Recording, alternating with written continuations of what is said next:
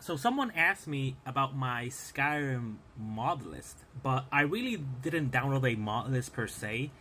I've just been downloading a lot of different mod, mixing and matching different mods, because sometimes some of them might not work with other ones that I have. So really just mix and match, enable them, disable the mods. I'm gonna show you my Nexus one, at least the graphical mods, which is what I assume a lot of people want to know about. Okay, now over here, and this is Vortex, which this is the Nexus mod manager. Now it's on tab, so in terms of visual and graphics, the normal ones, enhances the blood and texture, volumetric lighting.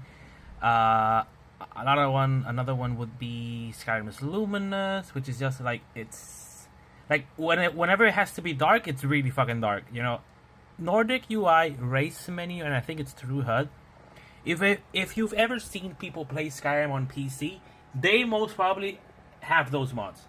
Those are one of the most basic mods any list should have. We have the preset, the ENVs and whatnot. I didn't know what the fuck this was. It's just like, imagine like a filter for the game, right? It makes it all come together. So ENVs are pretty nice to have as well.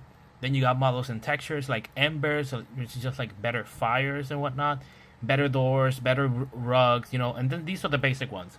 Skyrim Flora overhaul, the sigils of Skyrim Skyland AIO is all in one, which is really just like a compendium of like most of the things in the game. And then you got these two over here. Tomatoes Wood.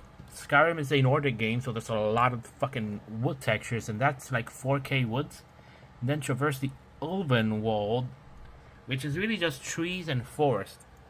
So as you can see here, we got Skyline AIO, which is really just like almost everything. And then you got the flora, you got the trees, you got the wood. The static mesh improvement, I had to take it off because it was giving me problems. And then you got other ones like Skoglendi, which is grass. We got the trees, you got the wood, you got the grass, you got everything.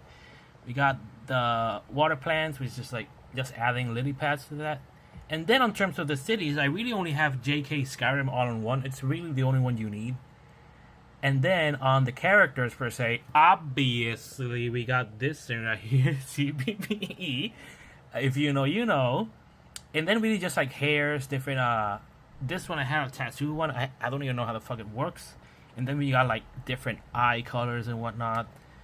And then you got these two over here, high poly head, which really just better textures for the head, and attack MCO DXP, whatever the hell. That is really the framework to add all of these different animation mods, attacking specifically animation mods. As you can see, there is a lot of different like armor sets, audio, bugs, and whatnot.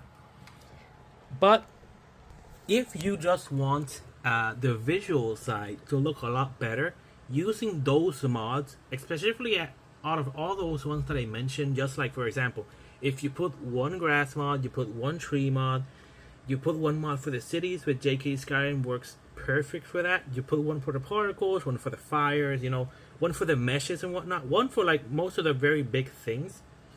Like you should be solid. Like especially if your PC can run it, mind you.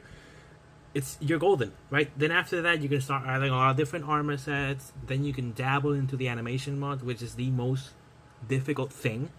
But if you can make it all to work, mix and match, enable some mods, disable some of them. Because as you can see, there's a lot of them that are disabled because really they just conflict with other things. So I just decide which one do I prefer, this one or that one, and then I just leave it like that. So yeah, Modern Skyrim, pretty good.